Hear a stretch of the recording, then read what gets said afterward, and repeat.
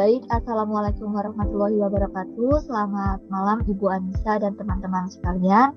Kami dari kelompok 10 yang beranggotakan Nova Sitna Nabila, saya sendiri Ariela Putri Susanto, dan ada Kak Indah Tuanda. Di sini kami akan membahas terkait dengan Decision Support System. Next slide, Kak Nova.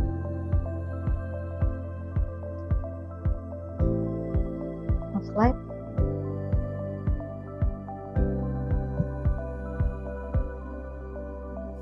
Oke, yang pertama di sini kita akan menjelaskan terkait dengan pengertian dari Decision Support System.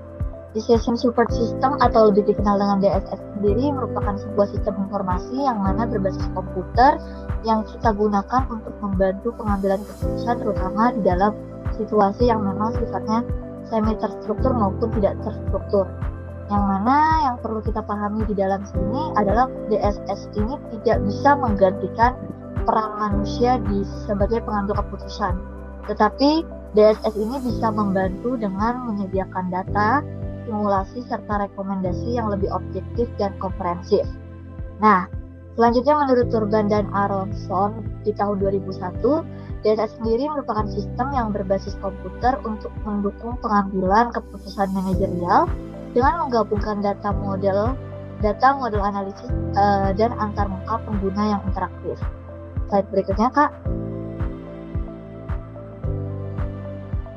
Oke, di slide berikutnya kita akan membahas kira-kira apa sih fungsi utama dari DSS.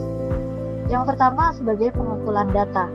Fungsi pertama DSS yaitu mengumpulkan data dari berbagai sumber guna memastikan keakuratan informasi yang digunakan dalam proses pengambilan keputusan, di mana data ini itu bisa berasal dari sumber internal perusahaan seperti laporan keuangan dan data penjualan maupun dari sumber eksternal seperti data pasar ataupun data ekonomi. Yang kedua ada analisis data. Fungsi kedua dari DSS ini adalah menganalisis data dengan memproses data secara di dalam DSS ini bisa membantu pengguna untuk mengidentifikasi apa sih pola dan bagaimana sih tren serta bisa memberikan wawasan yang lebih baik untuk memberikan keputusan yang lebih tepat. Dengan kita tahu nih polanya, trennya yang emang lagi berjalan, tentu kita bisa nentuin nih, oh kira-kira langkah ini yang bisa kita ambil, keputusan ini yang bisa kita ambil. Nah, DSS sendiri ini menggunakan berbagai model analitis seperti model statistik, peramalan, dan optimasi untuk menganalisis data.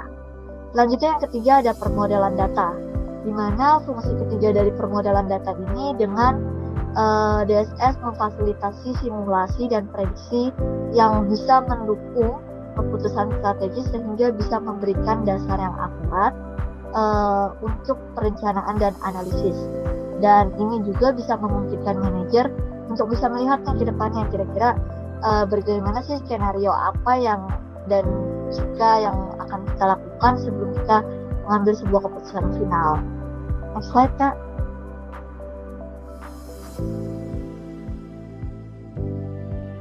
Oke, di sini ada komponen utama dari DSS.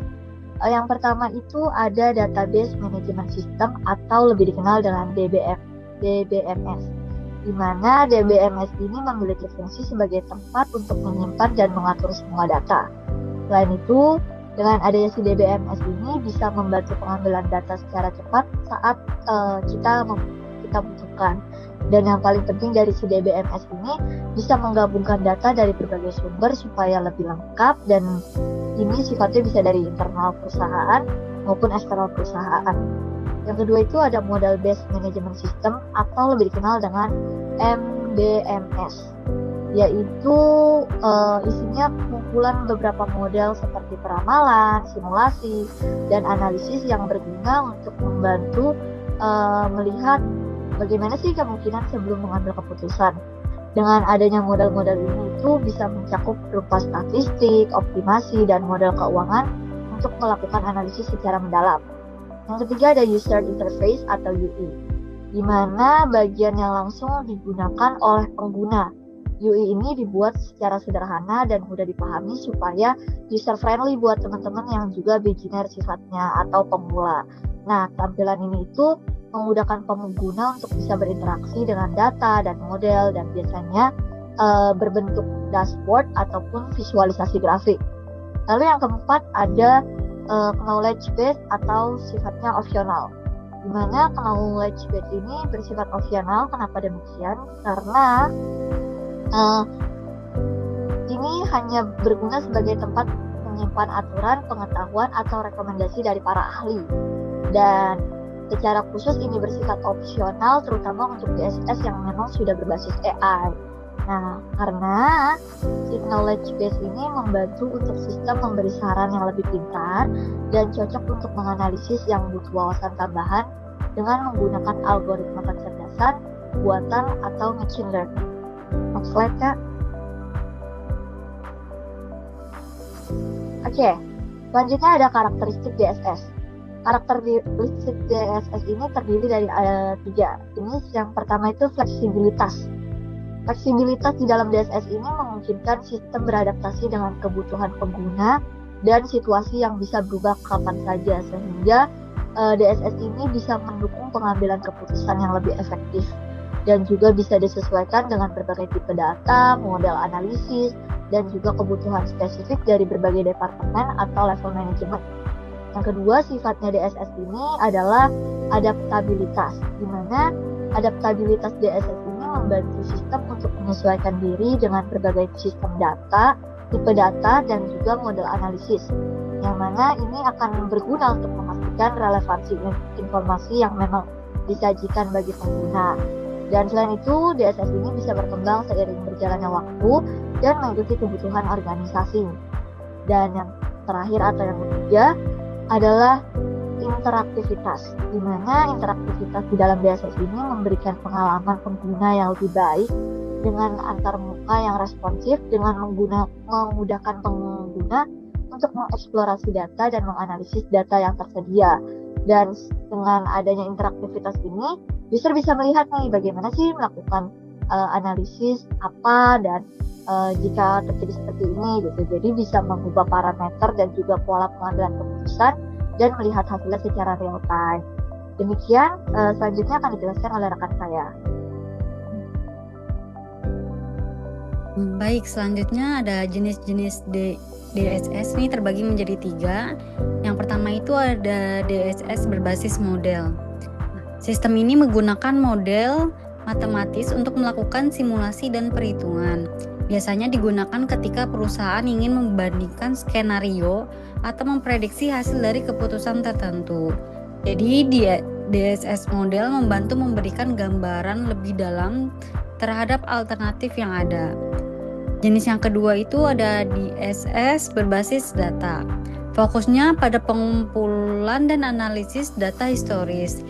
DSS ini membantu kita menemukan pola, tren, atau hubungan data yang relevan sehingga keputusan yang diambil lebih objektif dan bersifat fakta.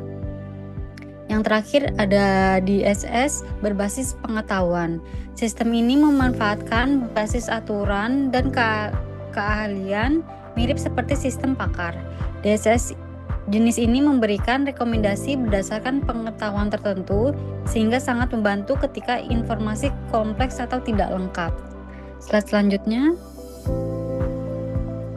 Selanjutnya ada perbedaan DSS. Nah, yang pertama itu ada MIS, Manajemen Informasi Sistem. MIS ini fokus pada penyediaan laporan rutin seperti penjualan atau laporan bulanan. Sistem ini sifatnya terstruktur dan hanya menampilkan data apa adanya. Tidak ada analisis mendalam seperti simulasi atau evaluasi alternatif. Bedanya dengan DSS yang bisa membantu menganalisis beberapa pilihan dan memberi rekomendasi. Yang kedua itu ada TPS, Transaction Processing System. TPS menangani transaksi harian seperti pembayaran, pencatatan penjualan, dan input data operasional. Fungsinya hanya mencatat dan memproses transaksi, bukan untuk membuat keputusan strategis. Sementara DSS menggunakan data tersebut untuk menganalisis dan menentukan keputusan terbaik. Yang ketiga ada Expert System.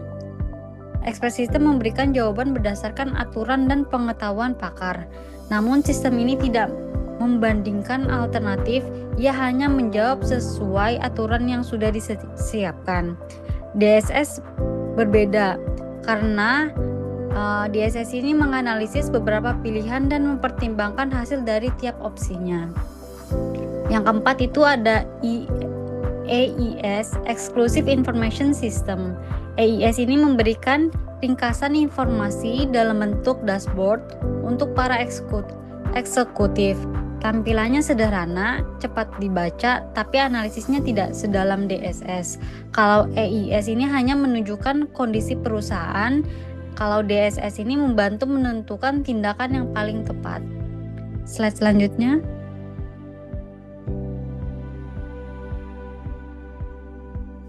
Selanjutnya itu ada proses keputusan. Yang pertama itu ada inteligensi, identifikasi masalah. Tahap ini mencari, mengenali, dan mengidentifikasikan masalah yang sedang terjadi. Yang kedua itu ada desain, menyusun model dan alternatif. Pada tahap ini kita merancang cara penyelesaian, menyusun model, dan menentukan alternatif solusi. Yang ketiga ada choice atau memilih alternatif terbaik. Semua alternatif dibandingkan, kemudian dipilih yang paling sesuai. Yang keempat itu ada implementation atau menerapkan dan mengevaluasi.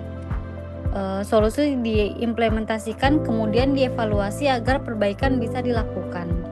Slide selanjutnya.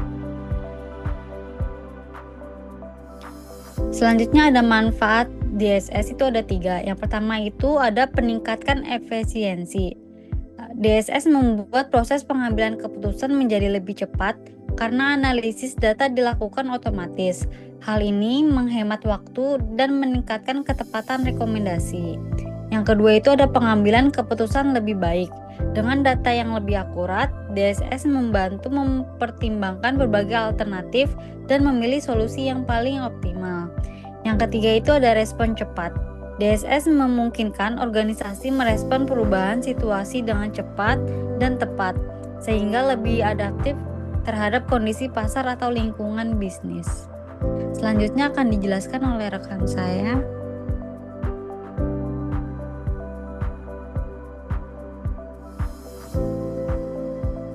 Baik, selanjutnya kita masuk ke bagian tantangan implementasi DSS atau Decision Support System.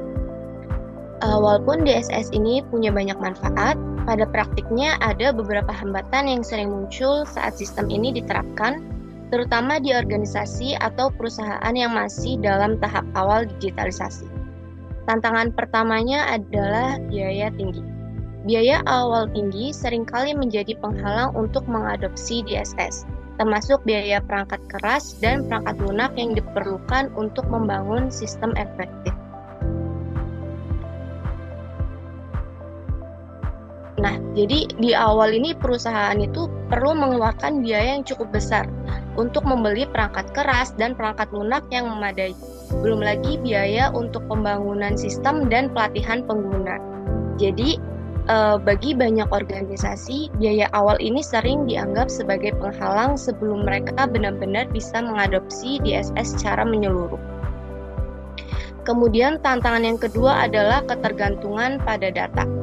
DSS sangat bergantung pada kualitas dan ketersediaan data, sehingga tantangan muncul ketika data tidak akurat atau sulit untuk diakses. Ini mempengaruhi keputusan yang diambil. Jadi DSS ini bekerja sangat bergantung pada kualitas dan ketersediaan data, artinya kalau datanya tidak akurat, tidak lengkap, atau sulit diakses, hasil keputusan yang dihasilkan sistem pun bisa keliru. Jadi sebaik apapun sistemnya, kalau datanya bermasalah, keputusan yang diambil juga ikut terpengaruh.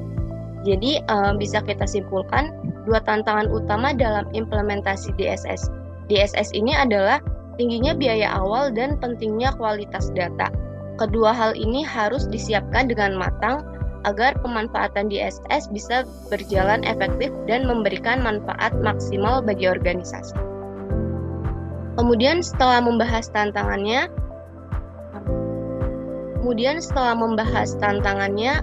kita akan membahas solusi yang dapat diterapkan agar implementasi DSS berjalan efektif dan memberikan hasil yang maksimal. Solusi yang pertama adalah perencanaan matang. Perencanaan yang matang sangat penting untuk memastikan kebutuhan pengguna dan sistem teridentifikasi dan dipenuhi sebelum implementasi DSS dilakukan. Jadi, organisasi ini perlu melakukan analisis kebutuhan secara menyeluruh untuk memastikan sistem yang dikembangkan sesuai dengan tujuan dan kebutuhan pengguna. Perencanaan ini mencakup identifikasi sumber data, kebutuhan perangkat lunak dan perangkat keras, alur kerja sistem, serta kesiapan sumber daya manusia. Dalam perencanaan yang baik, risiko kesalahan implementasi dapat diminimalkan dan proses penerapan DSS dapat berjalan lebih terarah. Kemudian, solusi yang kedua adalah pelatihan pengguna. Pelatihan pengguna yang efektif akan meningkatkan pemahaman dan keterampilan tim dalam menggunakan DSS, sehingga memaksimalkan manfaat dari sistem yang diimplementasikan. Nah, jadi pengguna DSS ini harus memahami cara mengoperasikan sistem, membaca hasil analisis, serta memanfaatkan fitur yang tersedia secara optimal. Pelatihan ini bertujuan meningkatkan kompetensi pengguna agar sistem dapat digunakan dengan benar dan memberikan manfaat maksimal bagi organisasi. Jadi, tanpa pelatihan yang memadai, pemanfaatan DSS tidak akan berjalan efektif meskipun sistem yang digunakan sudah dirancang dengan baik. Selanjutnya, kesimpulan. Decision Support System atau DSS ini merupakan komponen yang semakin tidak bisa dipisahkan dari proses pengambilan keputusan modern. DSS bukan hanya alat bantu, tetapi sebuah sistem yang memadukan data, model analitis, dan antarmuka yang mudah digunakan agar keputusan dapat dibuat lebih cepat dan akurat. Dengan adanya DSS, organisasi dapat bekerja lebih efisien, meminimalkan kesalahan, serta merespons perubahan dengan lebih adaptif. Demikian pemaparan kami mengenai Decision Support System. Semoga penjelasan ini dapat memberikan gambaran yang lebih komprehensif mengenai peran DSS dalam mendukung proses pengambilan keputusan di berbagai organisasi. Terima kasih atas perhatian yang diberikan. Semoga materi ini dapat bermanfaat dalam proses pembelajaran kita semua. Assalamualaikum warahmatullahi wabarakatuh.